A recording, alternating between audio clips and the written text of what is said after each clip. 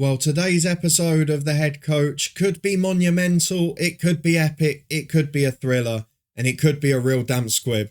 We've got 2 games left in the National League season. Eastleigh have got 2 games in hand, and how they get on in those, how we get on in ours, is going to determine where the National League title heads.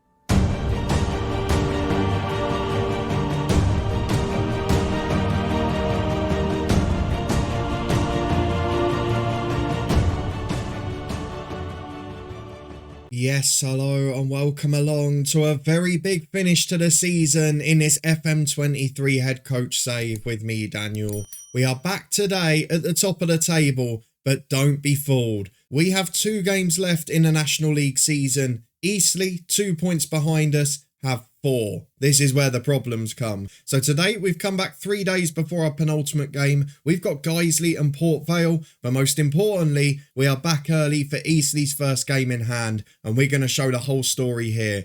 Will the fixture congestion come back to catch Eastleigh? They've got tougher games on paper, and finally, at the start of April, we've started to find some form and some consistent form. I don't know what the change is, to be honest. You were with me for the 1-0 win against Stevenage. We then had a really bizarre 4-3 win against Telford. Andy Riley got a hat-trick from midfield. Michael Nelson got the other. Strikers not contributing at all. A 3-0 win against our former club Maidenhead. 2 for Colkett, 1 for Bennett. A 3-0 win at home to Darlington, all via Nicky Colkett. And a 4-0 win at Yeovil. Nelson, Greenslade's brace and Nicky Colkett with 1 as well. It is 8 unbeaten, I think, for the first time this season. But now comes the test. We've got 2 games that on paper, in normal circumstances, I'd expect us to go and win, as we have the last 3. But depending on what happens tonight in Eastleigh's first game in hand, and next midweek if it's not already wrapped up, the last 2 games are going to be very tense for us. So let's go and deal with the first thing here, which is very important, because if this episode goes our way, we will bring up the half century with either our first game in the Football League and a summer transfer special here, or a big move to the higher divisions. And tonight in the National League, Eastleigh go away to Boreham Wood, a side in mid-table with nothing really to play for, but hopefully a side that can do us a favour. If all has gone to plan and the trains are running, you should be able to see on this channel and the podcast clips from Boreham Wood's FA Cup tie yesterday, because that's where I'm going to be tomorrow as I'm recording this, yesterday as it comes out. But we've just got to hope. We need a Boreham Wood favour, and to be fair, as well as we've done here with Bromley, Eastleigh haven't slipped up at all either. 1 draw at home to Aldershot in mid-March. Other than that, they're unbeaten since the end of January, and they have won all of their games bar 2 since the start of February. But their final 4 games, Boreham Wood, Ebbsfleet, Barnet, they are coming up, and Ebbsfleet and Barnet are right in that playoff mix. The final game is against Halifax. They are a little bit further down. So we're basically looking and trying to calculate where they might drop points, where they're going to pick up wins. But there's no point. It's a title race. Let's just skip ahead and see how they do. Cross your fingers. We're all Boreham Wood fans here. Cross your fingers, everyone. It has not worked out. Eastleigh are back on top with a game in hand. They got one back, Boreham Wood, but it wasn't enough. And at the moment, this is the problem. They're just not slipping up. So for now, we have beaten the points total that we set when we got promoted 3 years ago as a club. Obviously, I wasn't here, but Eastleigh have managed to topple it. So let's go and get ahead to Saturday, try and do our job, and hopefully they slip up at the same time, because if they don't, there's nothing really we can do. Well, fitness test time, and we have got a crucial return actually to the squad. Josh Nichols is back from his long-term injury. He picked it up a couple of episodes ago, didn't he? Burrell is also fit, and we've got some big news for the summer regardless of how we get on with Bromley. We have completed our Continental C licence, so our 4th coaching badge is pushing us up the ladder a little bit now, and it does seem to be increasing our reputation slightly, so that might be big if we're looking for an EFL job and don't achieve that here. Let's go and get through to the fixtures though. We've got 15th place Guiseley at home, and for us realistically, this is where we need Eastleigh to slip up. They're going to 9th place Ebbsfleet. They are 3 points off the playoffs. They're scrapping away for it. I just need them to get something. Eastleigh have got to drop points in 2 games. If they win all of them, they finish 4 points clear of us. So we need them to drop points in at least 2 games. And looking at the goal difference, we probably need one of those to be a defeat. Let's go and get to the team selection. 3,000 fans in. Nichols back on the bench for Freeman.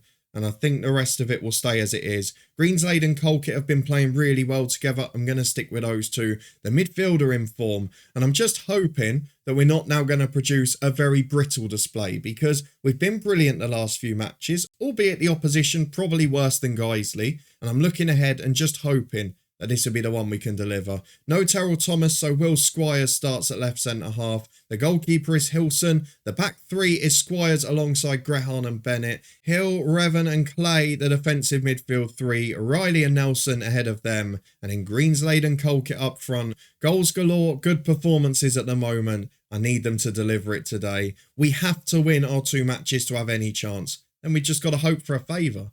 3 changes made by Guiseley. Zach Brunt is one of those in who's a good player. Just looking across the rest of the side, there's not many big names in there, but it is a good team. They've done well to get into mid-table in fairness. So let's tell the lads, carry on your last performance. Deliver it on camera. Show what I mean. We got a gritty win last time against Stevenage, but for the first time, maybe we can entertain you. I don't want to speak too soon though. 5 wins in a row into the first half. A big crowd, an expectant crowd at Bromley. Now let's hope Ebbsfleet do us a favour too. And it's a throw on the right hand side for Guiseley. 12 minutes gone. It's been a quiet start, but I guess you'd expect that now. Guiseley flicks on for Hill, and this is where we've looked better in recent weeks. On the counter, we've been a little bit quicker. The lads are adapting to the tactic, and despite the sales in January that have made the squad weaker, we've got a few less unhappy players, and that is leading to more chances and more attacking football. That one's a good save by the keeper. Guiseley does really well. Colkett not able to finish. Not really sure why he went onto his weaker side. And Ebbsfleet have missed a penalty. Of all the things that could happen, Ebbsfleet have missed the golden chance, but now they've gone one up. I know we shouldn't be celebrating because we're not doing our job at the minute, but Ebbsfleet are doing us a favour as Summerfield heads a good chance wide. Let's encourage our lads. They're not really responding today. The better team, you can see, over 1 expected goal. Ebbsfleet winning their match. They're doing the bit against Eastleigh. Now we have got to find a winner here. We have created chances. We had one glorious one you saw. It doesn't look like the day we want Colkett to have a bad game. Let's say we don't like what we saw. Let's get them motivated. This is a big chance. A win here and the title race is blown wide open. It's still 1-0 to Ebbsfleet. We've got a free kick with Colkett. Squires up. Heads just over the bar. It can't be a game of missed opportunities. We're definitely creating more. We're definitely playing better. With 65 minutes gone, I'm going to have to pull the trigger because there are no signs of a goal. Colkett is having a shocker when we least need it. In midfield, Andy Riley I've got to trust. Who are the players that are weakest? Maybe I could bring on McIntyre, go a bit more aggressive. I'm not going to do it just yet. What I am going to do is bring on Josh Nichols for Will Squires. He's had a poor game. So not really a time for experimenting, but I'm going to put Revan left centre-half, Nichols left wing-back. 65 gone, 2 changes made. We're dominating the match. We just need the goal. We've gone positive. Ebbsfleet are still 1-0 up. They're still doing their bit for us. How have we not scored a goal? I'm going to encourage. I'm going to make the change. I'm going to take off Jack Clay. Don't say I'm not an attacking manager comment section. Paul McIntyre will come on. We are going to throw him up there. Nelson is going to be the attacking midfielder on attack. And we're also going to have McIntyre as a deep line playmaker on support. Let's just try and get this job done now. Not much protection for the defence, but we've not needed it at the back. We need to score a goal. A draw is no good to us whatsoever here. We've got to find a winner. We have got to find a winner. And I don't see it coming. It cannot be a frustrating day. We've gone attacking as Nichols throws from the left. I'd love a 1-0 now. Osong down, can't get it under control. And it's cleared to halfway. We just cannot find the goal. And now it's a Guiseley free kick. Don't you dare. Do not let them FM us in this one. You can see the wall doesn't cover the near post. It's going to happen, isn't it? It's going to go in. Just resign yourself. Resign yourself to the fact that this is going in. It hits the crossbar. We've gone very attacking. We're pushing everything forward. Ebbsfleet have won 2-1 against Eastleigh. And we have been held by Guiseley. What a wasted chance. We're level on points at the top. But Eastleigh still have that game in hand. It's not acceptable. And it's as good a performance as we produced in the last 3 that I didn't show on camera. The only difference is Colkett suddenly wasn't taking chances. If it hadn't have been for that, if Andy Riley had popped up with one again from 20 yards, it would have been a brilliant performance. We dominated the game. The expected goals were there. It's a much more rounded performance. but we just didn't find the goal. We need to hope Eastleigh lose in midweek. It's their tough game against Barnet, and if so, it'll be a goal difference race on the final day. Well, as always, with 1 week to go in the season, of course it's now our players choose to throw their toys out the pram. I don't think this message actually makes sense as a whole. After speaking with Roman Burrell, I believe the player acknowledges you've given Will Squires sufficient game time, but he feels that he hasn't shown the required level to be a regular in the team. So even though we've met the promise, he's now not happy because he doesn't think Will Squires is good enough, which is why he wasn't in there to start with. Riley's improving, we've got a youngster potentially off. But as you saw, the big moment is Eastleigh v Barnet. Here's what we're going to do. It's not usual on this channel. We're going to cross one set of fingers. I'm going to press continue and cross the others. And we'll sit here in silence and hope for the answer. If they lose, we've got a chance. If they draw, a slim one. Ultimately, Eastleigh are still favourites. They'll have a better goal difference unless they lose by 6. But let's cross the fingers. Let's press continue. What have we got? Oh, it's happening. 91st minute goal conceded by Eastleigh. The goal difference gap is 5. If we match results on the final day, Eastleigh will win the trophy. But if Eastleigh don't win and we do, we have got one hell of a chance of nicking this. We are going to the final day of the National League season. Talk about blockbuster. This one is going to deliver. You didn't expect that after a 0-0 draw to start with. Here it is then. The club we joined last summer against the club we almost joined last summer. One fighting for the title, one fighting relegation. The fitness tests are okay, we're expected to win. But let's have a look at the National League table as a reminder. Eastleigh are at home to Halifax, who are in 12th place, nothing to play for.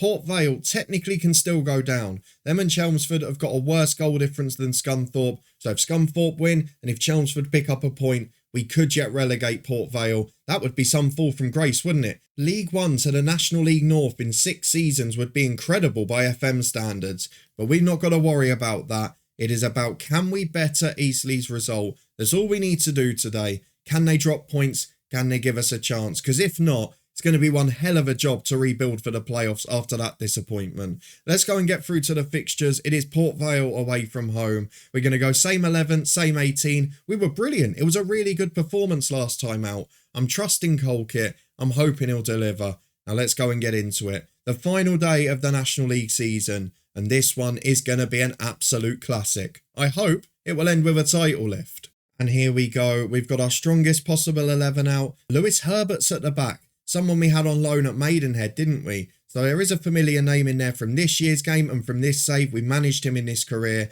They've also got Lasala, who's a good player, and Will Swan is skipper, a bit of a legend from our Hemel save last year. But there's no worries for that now. We have got to get into the first half. If we'd won last weekend, a point would have been maybe enough here, as Revan's got a corner kick to the back post. Riley's up, can't quite win it. Adams heads away.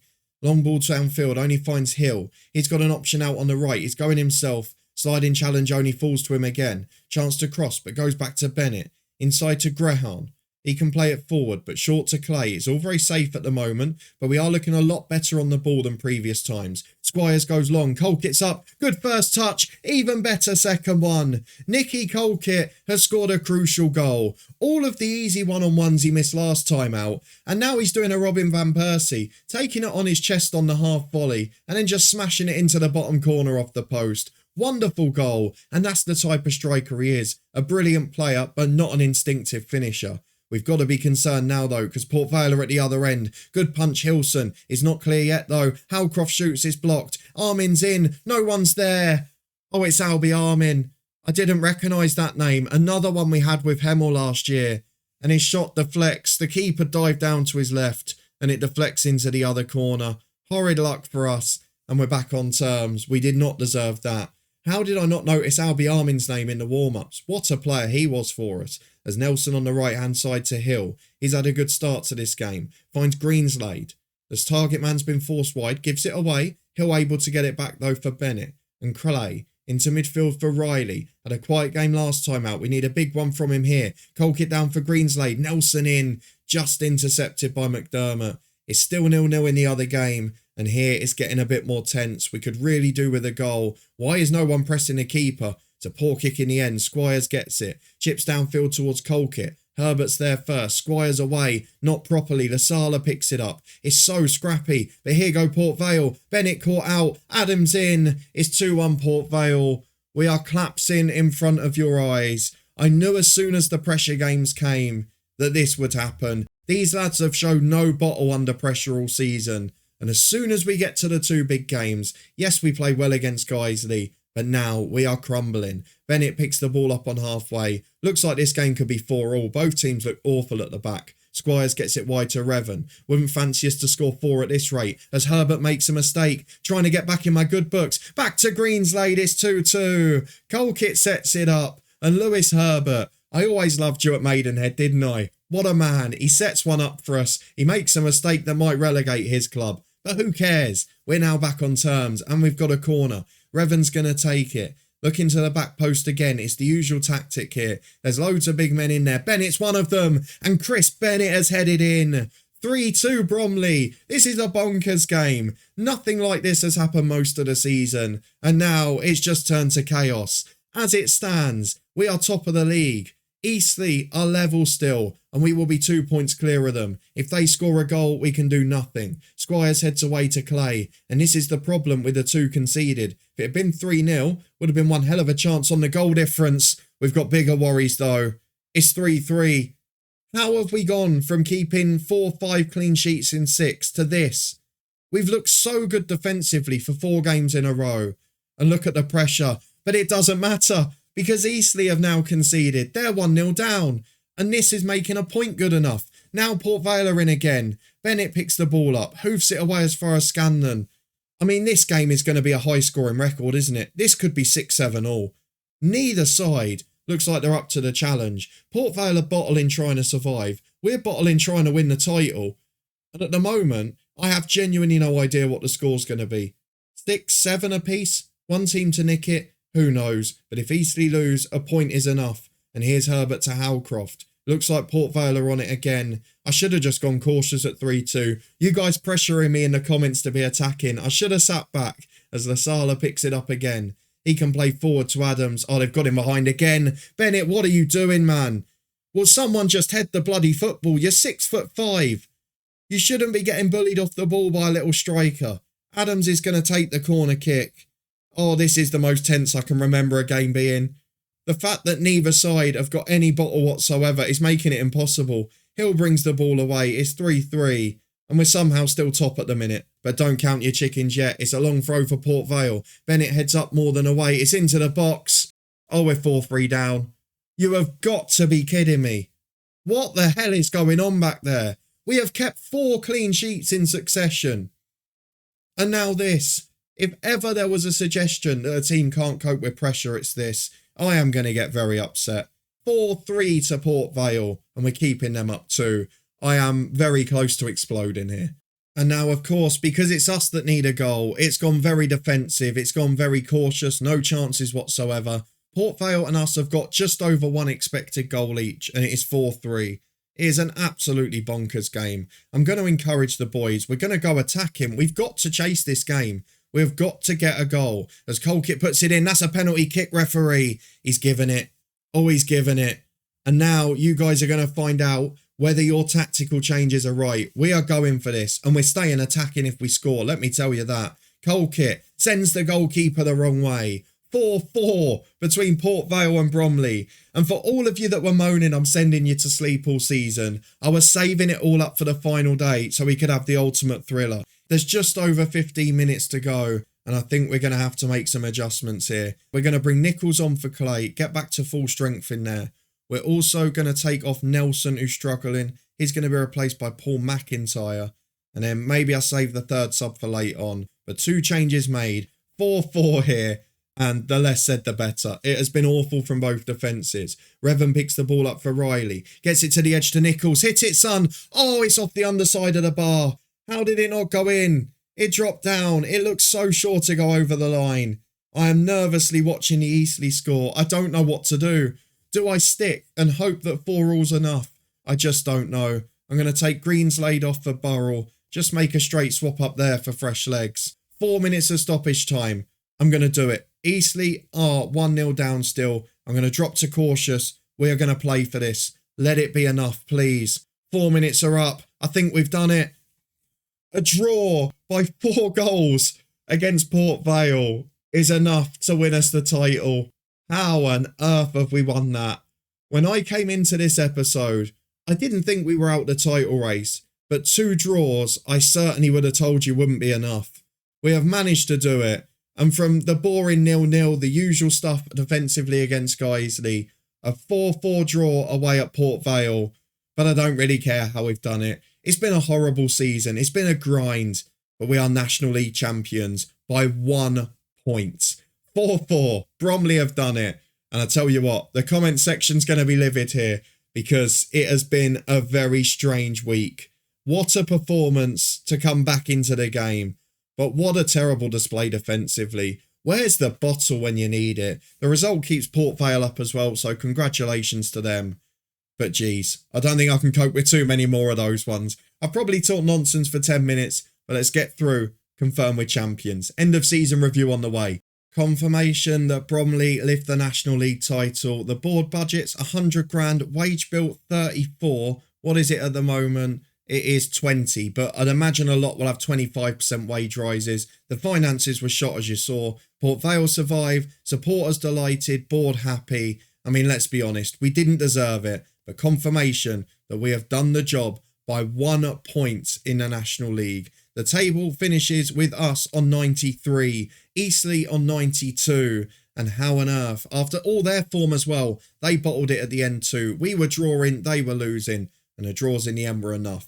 Well, isn't it interesting how people change when you get success? We'll reflect on that in a minute. But by the skin of our teeth, we do have a trophy in our season review. I'm not quite sure how. Well done to the director of football in fairness, because the people he brought in did very well for this club. His signings were the cornerstone of our success, and the 2 QPR lads were pivotal throughout. Guiseley did really well too. Thomas was a key link. Not sure what actually happened to him in the end. He's still on loan. Oh, he's got a hernia, so that's why he didn't play the last few. The transfer's out. Sablia, a bit of a loss, but he's doing well at Crawley. Nico Paulwell, the same at Preston. Harvey Griffiths was the big loss before the season started. Let's get through to the season results. I mean, it couldn't have been much closer. We started frustratingly. We won 4 in a row. We had patches, didn't we? We had a really good stint there in the middle over the festive period after 3 straight defeats. Then we had more frustration, and then we had a big finish. We did all right. We can't complain. We finished 1 point and 1 place above where we were expected by the media. Eastleigh, perhaps the surprise to be up there from the start, was expected to be Woking, wasn't it? Moments to remember. A 4-3 win against Maidenhead saw goal of the season. We saw that live on camera from Nelson. And a 3-1 win against Scunthorpe was match to remember. The finances, not great of course, because they were in League 2 last year. Interesting that the reputation's gone up, so hopefully that will reflect on our personal one as well. How we lined up, what's the best 11? I don't think I can complain at much of that. Sabley is still in there. Paulwell's not. You got Greenslade alongside Colkit. The accolades, I don't know if we'll win Manager of the Year. Eastleigh probably overachieved more. Young Player of the Season, Grehan, despite the Player of the Season being 3 years younger. And then Goal of the Season, Michael Nelson. Good effort from the lads. It was a really decent season. Just really frustrating to watch. However, as we get through our Dynamic Manager timeline, we are the man who takes Bromley back into the Football League. I don't know whether we're going to be here with it because I'm kind of hoping we'll get a job. We're going to go on a big push to get an EFL club, but if not, we'll be in League 2 anyway. That is the nice solace to have. I just want to reflect very quickly though that the board suddenly want to offer me a new deal after that. The planning for next season is fine and you can't call me boring anymore. I have broken the record twice for this club from the start of this save for highest goals in a match, and 4-4 on the final day to win the title. You cannot tell me that that's not entertainment. We do win Manager of the Month despite not getting Manager of the Season yet. We'll wait and see if that follows later down the line, and I'll be keeping an eye on this job centre. Lots of EFL jobs coming up. I'm going to be applying for all of them and hoping we get a big move. With a new coaching badge, with a promotion under our belt, fingers crossed that will be a little easier than before. If you're looking forward to finding out and you did enjoy that thrilling climax to the National League season, then please do put a thumbs up on it. Let me know in the comments if you've had one that tight before and what on earth happened with the defensive bottle job on the final day. And if you want to stay up to date and find out where we end up, then subscribe and turn that notification bell on. Do you think we'll be back to manage our first EFL game with Bromley, or will we be introducing a new club next time out? I hope you'll come and join me to find out. You can find all the key playlists up in the eye above, and if all has gone to plan, check out the Boreham Wood clips above my head now.